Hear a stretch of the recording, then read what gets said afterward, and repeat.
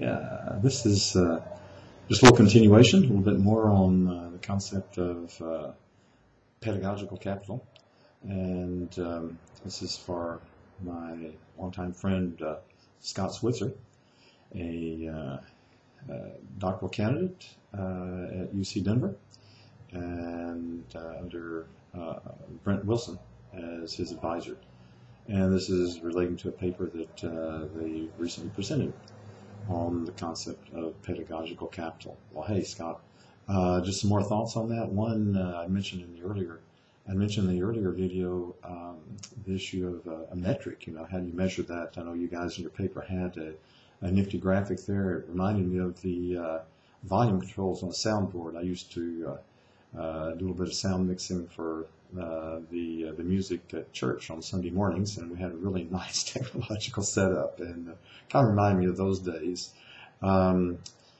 So anyhow, the question is, the metric is one I raised in the previous video, and then the next one is, how do you, once you identify a metric, how do you, what instruments do you use to collect the data, to do the measuring?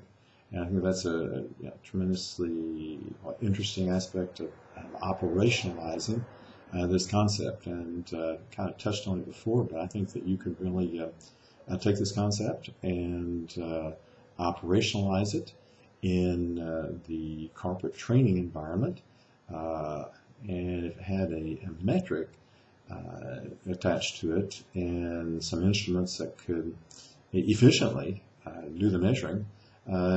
It would just be awesome. And I think there's some more arbitrage that can be done from the field of neurocognitive science. I think that's what they call it these days, and all the different ways they can measure what's going on in the brain. I'm listening to a book right now by Jonah Lehrer called Imagine, and I think that's some really good work in that area, and also a previous one by our book that I read previously or listened to previously by David, I think it's David Pack. It's called Your Brain at Work. And so anyhow, just some additional thoughts on your paper, the paper that you and Dr. Brent Wilson did on pedagogical capital. Okay, that's about it for now on that one.